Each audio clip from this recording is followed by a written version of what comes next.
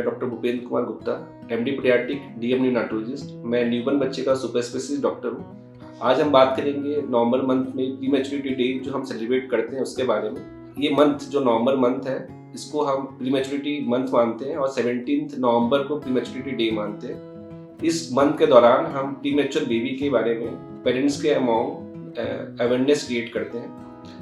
पहली बात, प्रीमैच्योर बच्चा होता क्या है। प्रीमैच्योर बच्चा जो बच्चे 37 वीक्स से पहले डिलीवर हो जाए उन्हें हम प्रीमैच्योर या प्रीटर्म बोलते हैं। प्रीटर्म में बहुत सारे टाइप्स होते हैं। मोस्टली जो बच्चे 34 वीक्स से 37 वीक्स के बीच में होते हैं उन्हें हम लेट प्रीटर्म बोलते हैं, और जो बच्चे 34 वीक्स के पहले हो जाते हैं उन्हें हम प्रॉपर प्रीटर्म बोलते हैं।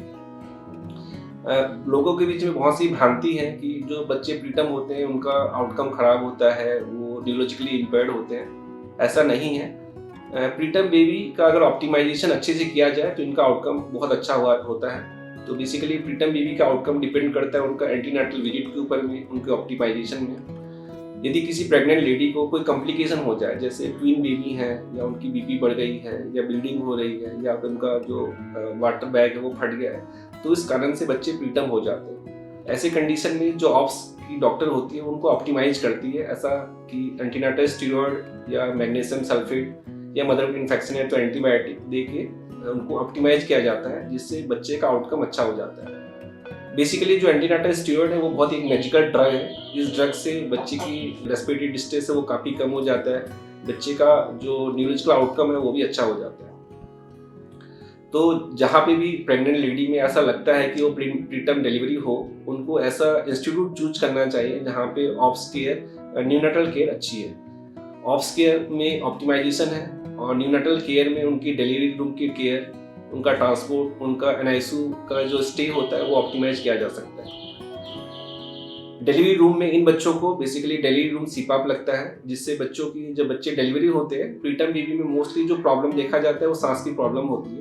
उन्हें डिलीवरी रूम से ही ऑप्टिमाइज किया जाता है, उन्हें डिलीवरी रूम सीपाप दिया जाता है, जैसे उनकी सांस की जो प्रॉब्लम हो कम हो पाए।